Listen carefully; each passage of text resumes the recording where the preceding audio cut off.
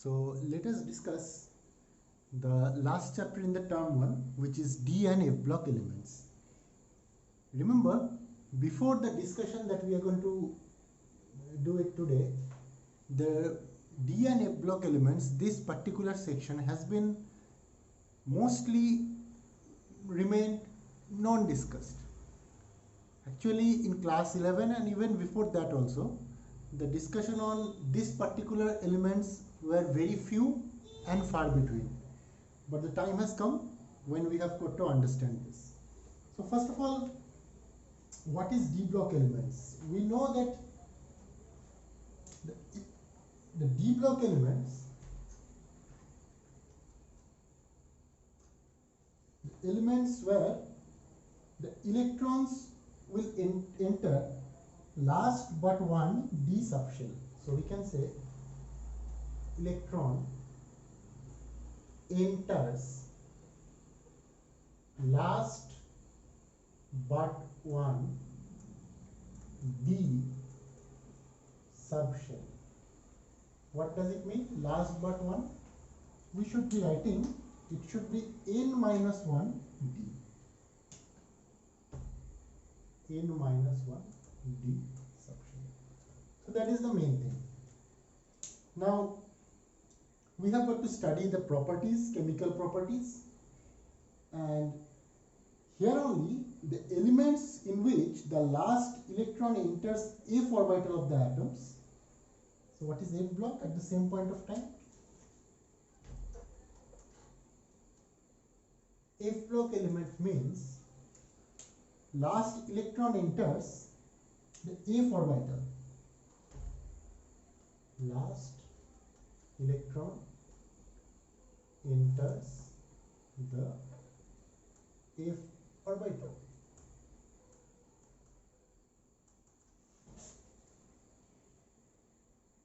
Remember, in these elements, last electron is added to the third to the outermost orbital. That means n minus 2f.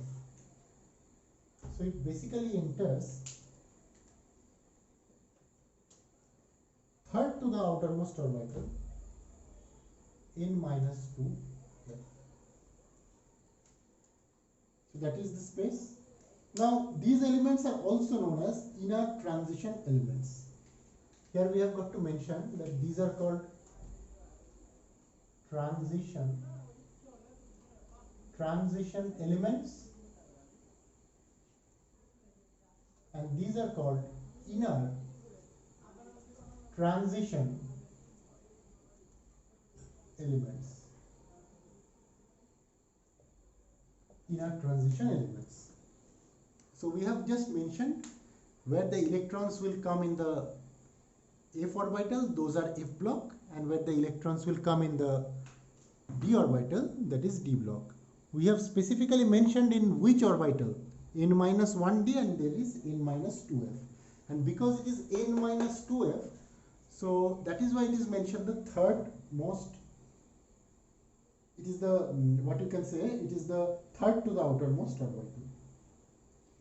Now, remember, the two series generated by the filling of electrons is in F block elements are 4f and 5f. So in F block, when the electrons are filled up in 4f and electrons are filled up in 5f, there are two different names. These are called lanthanoids and these are called actinoids. So this is the basic, you can say. Now let us talk about the D block elements. So in the D block elements, first we can define what is a D block element. Once again, in details, D block elements. If we need to define, we should be able to write that the transition elements which will have incomplete or partially filled D subshell in their ground state or in any of their oxidation state. So we should write the transition elements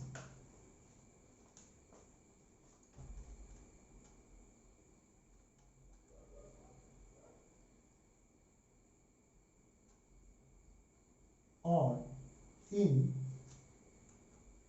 those elements where, or in those elements where the incompletely filled d orbitals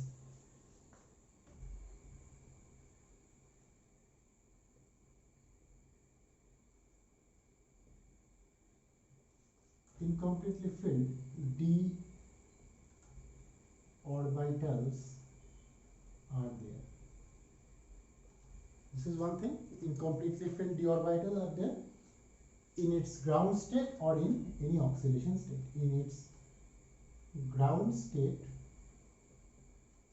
or in any oxidation state. Okay, so this is the main thing. This is when we are talking about d block elements. Now let us see what are those elements actually. So let us see the elements. Let me erase this particular part. So now I am writing down specifically the d block elements that is present. So let us start off. So we know on the left hand side we will have S block, on the right hand side we will have P block. In between there is D block. So here we should write 3, 4, 5, 6, 7, 8, 9, 10, 11, 12.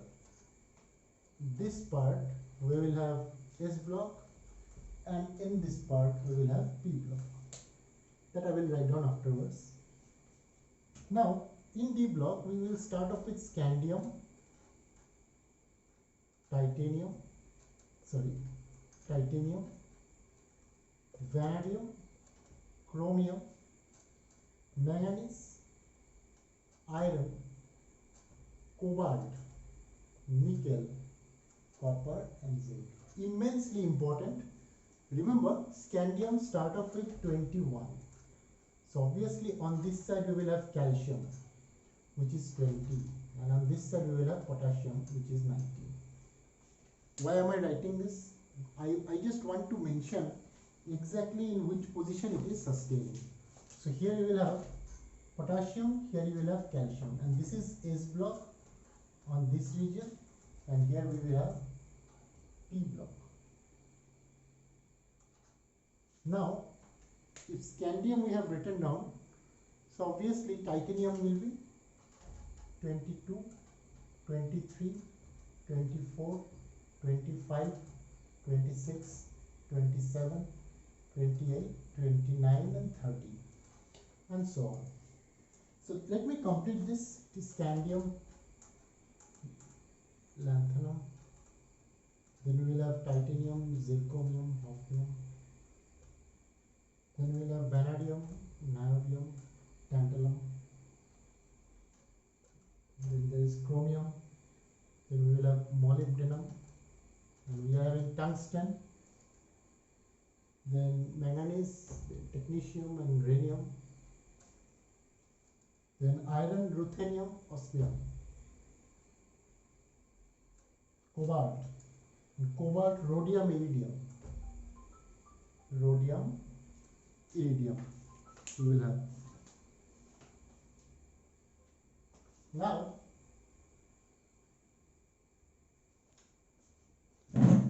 after that, let me keep it in the same line.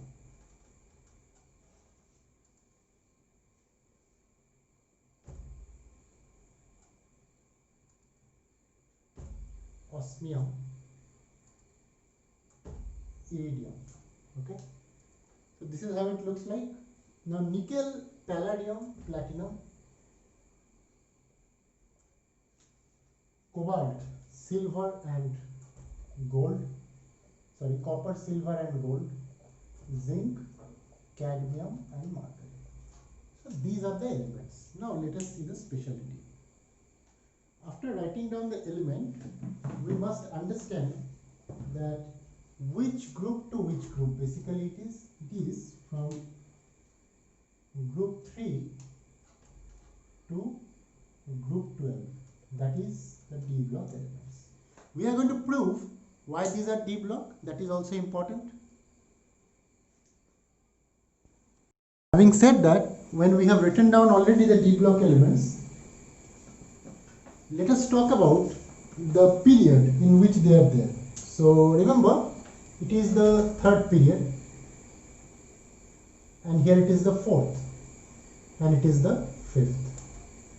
But since this one, out of the three rows that we have, as you can see, this is called the first transitional elements. This one, the first one, it is called first transition series. Transition series. From which element? From scandium to zinc. So from scandium to zinc. This is called first transition series. So the second, obviously, as you can easily predict, second transition series will be from yttrium to cadmium.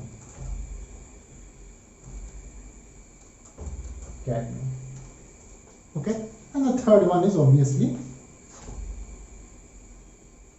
third transition series will be obviously from, as you can see, lanthanum to mercury.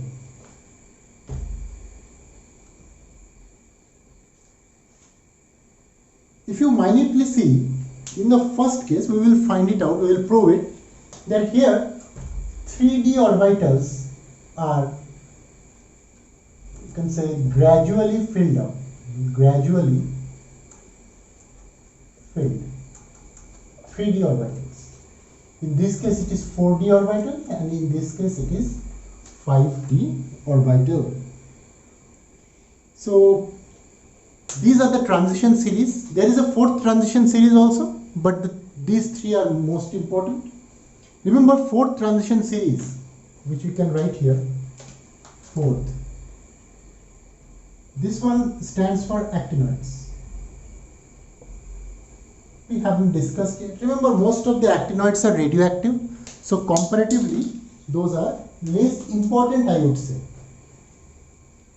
Now, we have written down the transition series already. We know that there are mainly three transition series in D block elements. But now let us move on. Let us see the electronic configuration. So I will keep it as it is. We will see the electronic configuration. So very quickly, on the right hand side, I'm going to write down the Abgauss principle, which is 1s, 2s, 2p, 3s, 3p, 3d, 4s, 4p, 4d, 4f. Similarly, 5s, 5p, 5t, and 5f. These are the things. Now, if we see the way of filling up the electrons, you can see it like this. Right? So say for an example, we are talking about scandium. So scandium is 21. So what is the electronic configuration? 1s2, 2s2, 2p6, 3s2, 2p, then 3s, then 3p, 6. So let me see, 10, 12, 18. So then 4s2, right? So here how many? 20. Now 3d1. Check this configuration. This is the special case, 3d1 configuration. Before that, this much, 20 electrons are there, as you can see. So the last two, this much.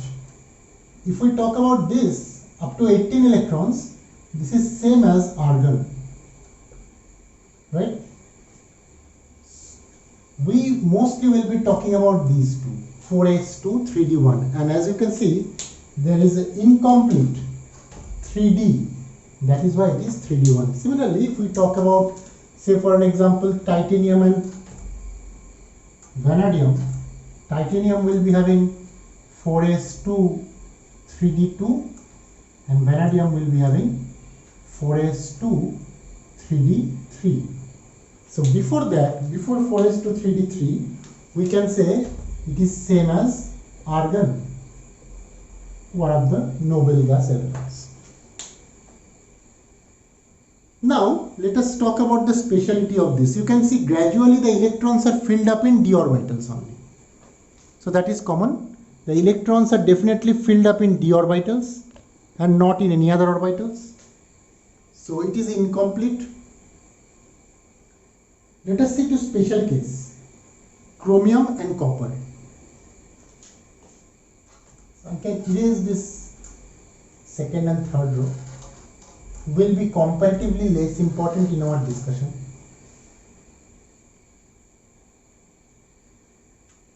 Let us see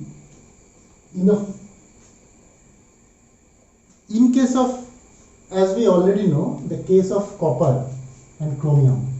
So chromium is 24. So it should have been 4s2 3d4, right? But we all know that chromium do not sustain like that. It contains 4s1 3d5, and this is the stable configuration for chromium in which it exists, that we need to remember. And at the same point of time, in case of copper, because it is 29, it should have been 4s2 3d9, and arguably it forms 4s1 3d10, and that is the correct electronic configuration for this one. So same will be followed, similar trend will be followed in the second and third transition series also.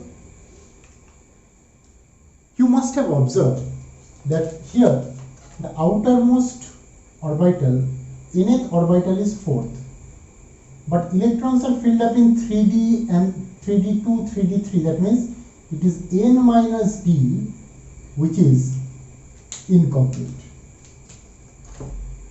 I think we have already mentioned these earlier. So it is n minus 1d, that is incomplete orbital.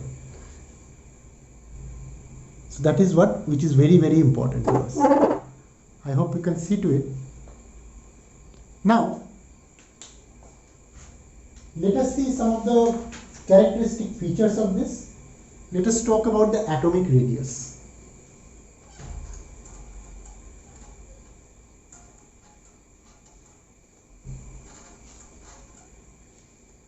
Let us talk about the atomic radius. If you find out the curve of the atomic radius, not to scale curve I will write, atomic radius. So if I plot radius and if I plot group on this side, the trend will be like, it will be slowly going down like this, and then at last slight uprising you can see, very slight. This will be the tendency. There are three kind of tendency which is being observed. If I write this separately, it should look like, suppose here I keep say for an example scandium. If I write here scandium, then titanium, then vanadium, then chromium, then here we will have manganese, here we will have iron, then we will have copper, cobalt, then we will have nickel, almost same, then we will have copper, then we will have zinc. So the trend, if you see minutely, will be like this kind of trend.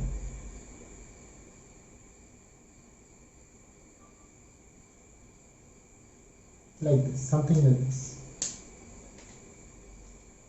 So let me point out the portions. Again, I would like to say that this is a qualitative analysis only. You don't have to remember, but some of the important features are there. The features are, in case of atomic radius, we can see initially atomic radius of a particular series decrease with increasing atomic number. So initially what we can see, decrease with increase in atomic number, which is quite obvious. As the atomic number increases, the outermost orbital remains the same, no extra shell is added, so of course the size will be smaller. But as we can see, after the midway, the decrease in atomic radii becomes smaller after the midway. If you see this region, carefully, there is hardly any change. The decrease becomes very, very slow. So let us talk about the reason behind that. Initially, as I have said, the atomic number decreases in a period in the beginning because of the increasing atomic number, and obviously the nuclear charge will be higher. However, what happens? We know that the electrons are entering into the d orbitals. So in the second case, that means in the middle elements, more d electrons are there. Means it will be like d4, d5, d6, d7, etc. So as a result, more number of d electrons, that means poor screening. Poor screening effect will be observed. Result of poor screening means, what we can say is Z star will be very high. Poor screening means this one, Z star is equal to Z minus sigma. In this formula, this will be high. And if this is high, if Z star value is high, obviously the nucleus will have greater tendency to accept the electron. So there are two opposite features. On one side, from left to right, the nuclear charge is supposed to increase. So there is a decrease over there. But at the same point of time, from left to right, if the d electrons are increases, it will have poor screening, definitely. But we must remember that the d orbitals,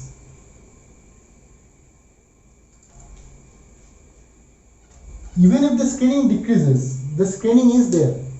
Compared to a scandium, the chromium manganese iron will have more screening for sure, more shielding.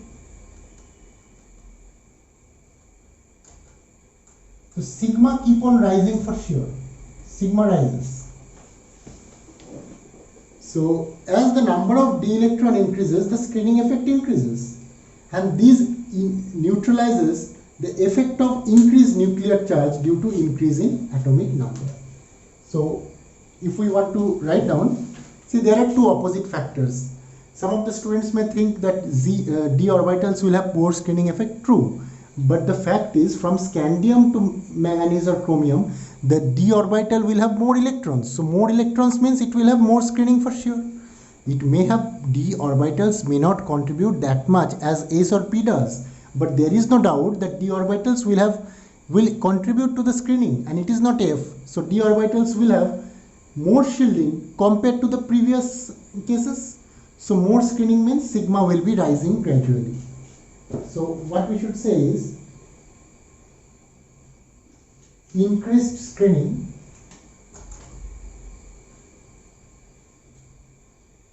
increased sigma neutralizes the value of increasing Z.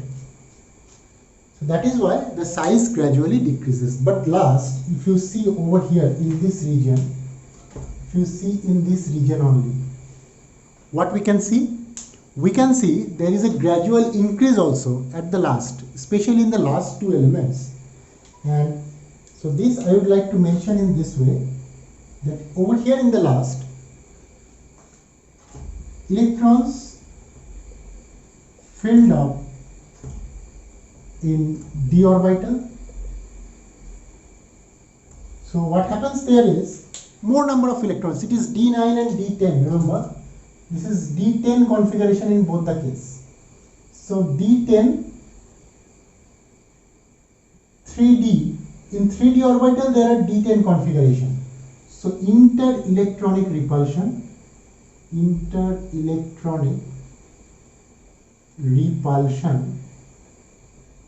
takes place. So because of this inter-electronic repulsion, what happens is that here size slightly increases. So first it decreases very quickly because of the effective nuclear charge is very high, shielding is very low. Then as the number of electron progresses, shielding becomes slightly greater, so the decrease becomes less. Then slowly it rises because of the fulfilling of electrons in d orbitals because of d10.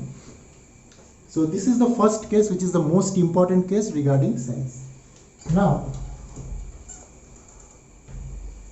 let us talk about other factors also. So all about size and radius we have seen. Now let us talk about the metallic character. Remember, so this topic will be the metallic character.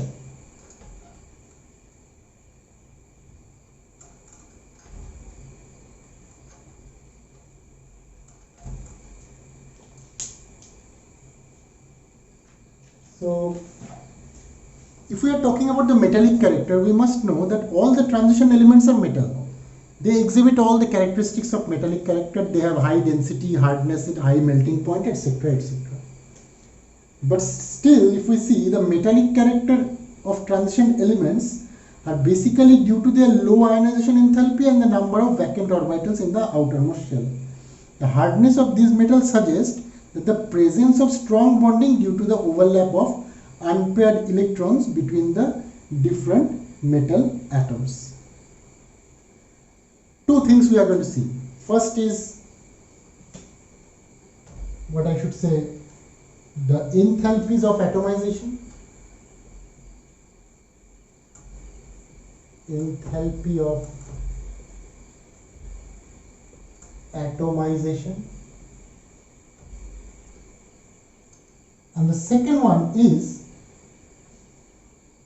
obviously, along with the enthalpy of atomization, we are going to talk about the hardness of the metal.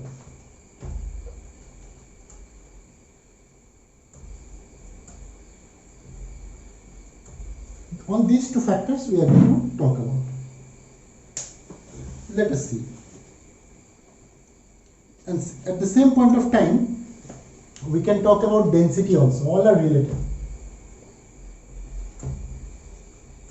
Density. So density and the melting point and boiling point, all these factors.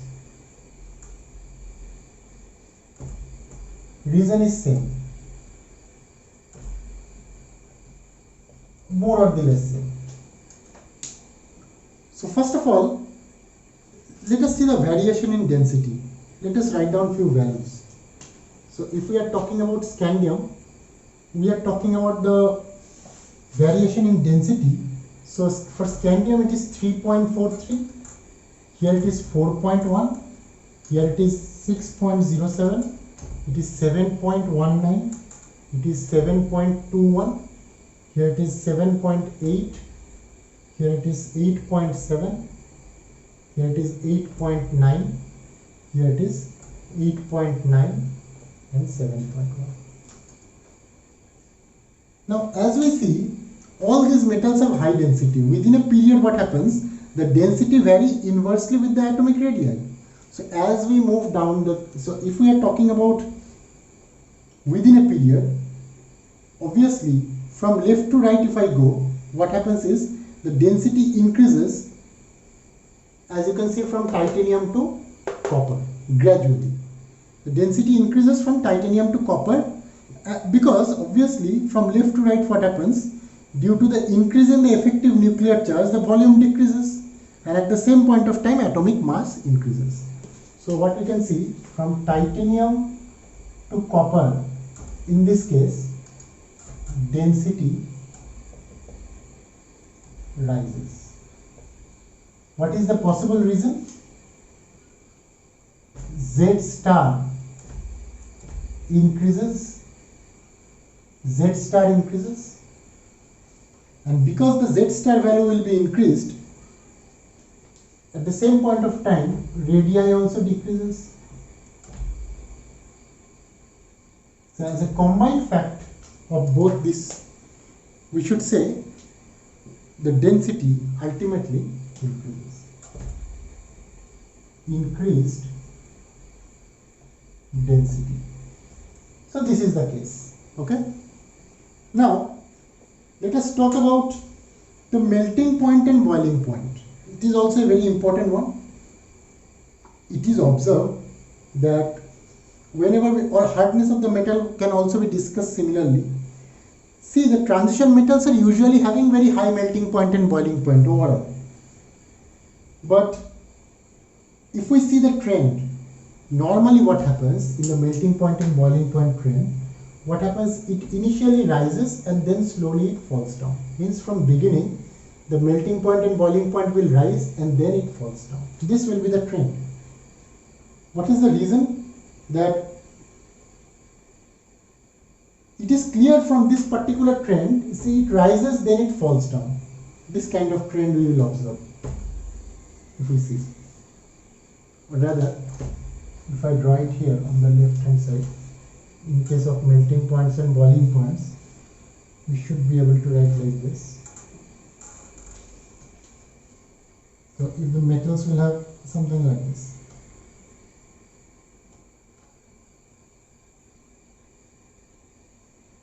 This is the first transition metals elements. For second one also it will be like similar.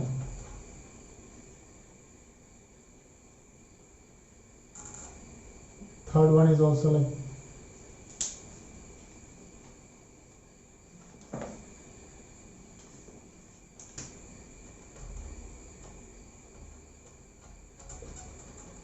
So the trend is more or less it rises then it falls down. And here we are plotting out Kelvin on this side and here is the metals.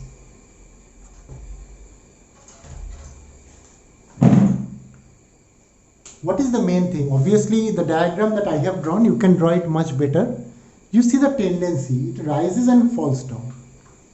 So initially it is less, then it rises at the middle and then it falls down. The density we are talking about, or the melting point and boiling point we are talking about. So what happens initially, if you see the number of unpaired electrons, remember both these factors, enthalpy of atomization, hardness of metal and melting point and boiling point depends on one factor only. Let me erase this. The factor is number of unpaired electrons. So for that, 3 points, common factor. The factor is number of unpaired electron, as I have mentioned. Let us see. So if I erase this, see, this is scandium is 4s2 3d1. So 4s2 is everywhere. So it is 3d1, 3d2, 3d3, 3d, here you know it is 3d5. It is also 3d5. It is 3d6, 3d7, 3d8, 3d10, right, copper, and it is also 3d10.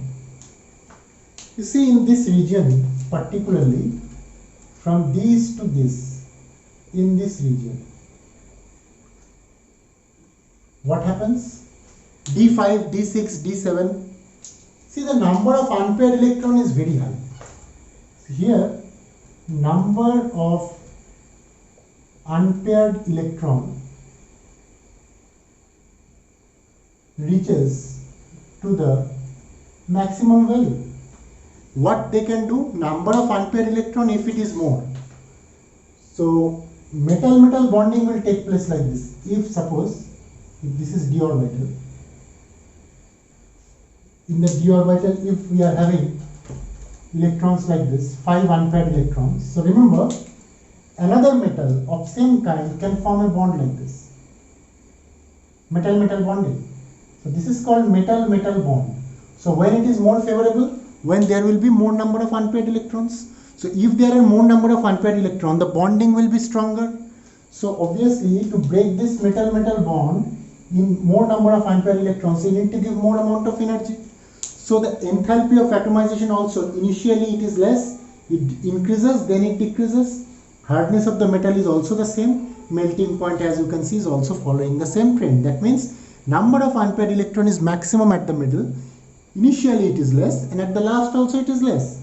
So all these three factors depending on the number of unpaired electrons, because on this value only the enthalpy of atomization, the amount of energy required to break this bond to make it into 2m. You have to break this bond to make it individual atoms. For that also you have to break this bond, means you have to break this paired bond which is formed between two metals. So there also the amount of energy required will be higher in that case where the number of unpaired electron is higher. So these three factors depend on the same condition, which is the number of unpaired electron, and follows the same trend. So we have discussed up to this. Let us talk about the last point for today's discussion, which is the ionization enthalpy.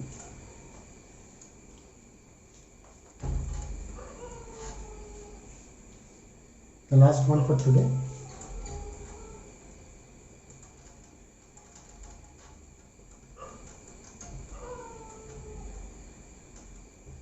It is called ionization enthalpy. Well, what is the speciality of this ionization enthalpy? Remember, if we are talking about the trend, ionization enthalpy increases from left to right, but quite slowly among the d block elements. So from left to right,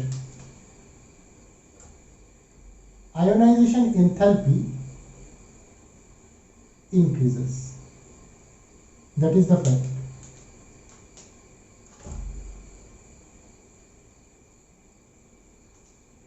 Let us explain the reason. See, from left to right, what we can see? That the outermost orbital is same, but at the same point of time, having said that, we are having more number of electrons, inner electrons. So there is Z star is equal to Z minus sigma. But we all know that from left to right, size will decrease, size decrease, nuclear charge will increase. So nuclear charge increases.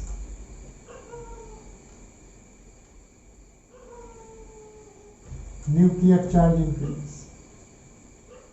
So as a combination of both the facts, what happens is that ionization enthalpy will increase, but very slowly it will increase.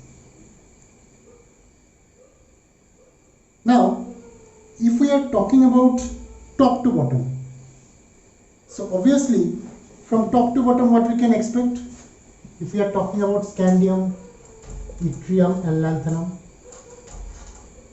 obviously from top to bottom the size will increase gradually, removal of electron becomes very easier. So that is what we observe. So what we can see is that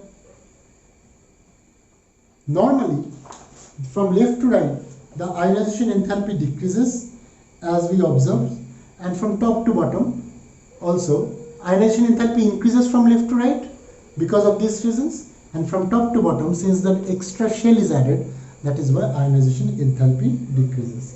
But remember, the zinc has very high ionization enthalpy.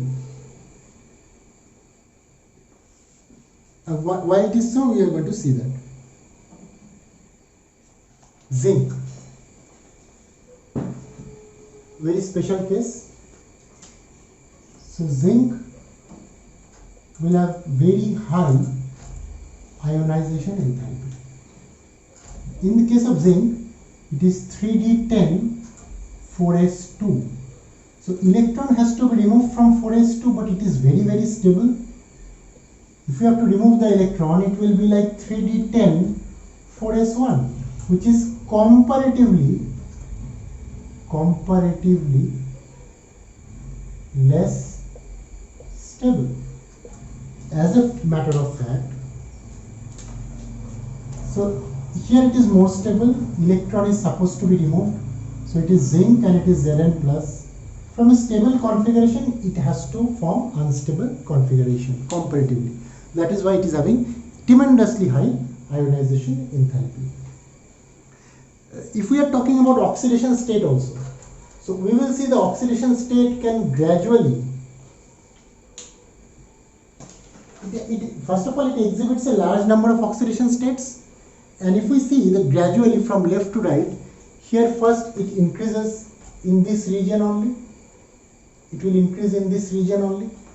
Remember, iron can have, manganese and iron can have, these two can have oxidation state +6, +7, etc. also in this region. So here it is less, it increases, then also it decreases. So for oxidation state also, oxidation state, same thing is applied. It is the number of electrons which is participating in the bonding. So if we want to explain the oxidation state, let me write down one possible oxidation states rather, which will be helping this course in a better way. Let us talk about the oxidation states once again. ऐसा details में देख लेते हैं. So for scandium, oxidation state is normally +3. For titanium it is +2, +3, +4. For vanadium it is +2, +3, +4, +5. For chromium it is up to +6.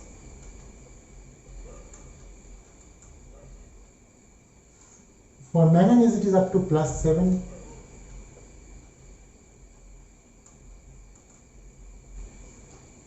But then from iron itself, iron will have +2, +3, +4, +5, +6. Cobalt, then it slowly decreases, +2, +3, +4 only. Nickel will also be the same. And then copper and zinc will be having +1, +2, +1 only. Sorry, +2 only. Same trend. Remember, this reason is the participation of inner n-1 d electrons in the addition to the outer ns electrons, because the energies of both of these are almost equal. See the trend carefully. Where it is maximum? In this region.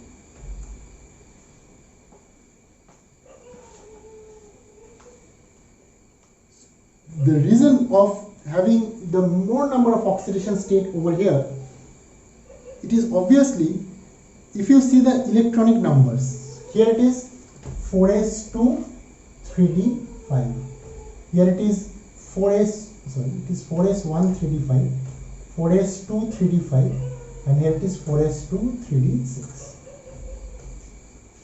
The number of electrons that can be removed, first it will be removed from 4s, then it will be removed from 3d. So first 4s, then 3d. Then that means first ns, then n-1 d. These two. So if the electrons can be removed like this, obviously When it is 4s to 3d7 and 4s to 3d8, the paired electrons are comparatively difficult to remove. So maximum number of electrons can be removed from the middle elements, which is chromium, manganese and iron. So that is why the ns1 and n-1d electron both participates in the bonding, and the number of electrons that can be removed is maximum over here. So that is why they are having the maximum type of oxidation states. So, but in general what we have observed is the d block elements are having the variety of oxidation states because of the presence of the 4s orbital as well as 3d orbital. Both are involved in the bonding. So today we have discussed all these topics. I hope you have understood. If there is any doubt, you can ask me the queries directly. Before concluding, I would like to say once again, because of the configuration only, the removal of electron from 4s and 3d will be easier, and most number of possibilities are there in case of chromium, manganese and iron, which is not possible at the last and at the beginning due to the paired electrons. So obviously 3d7, 3d8, 3d10, if you see, suppose we are talking about 3d8, it may have more number of d electrons, but 1, 2, 3, 4, 5. So it is 6, 7 and 8, this kind of configuration, only 2 unpaired electrons, these two. So obviously the options will be limited. So options are maximum in the middle itself. So this is all about the oxidation states. So these are the basic properties of the d block elements, which we have already discussed.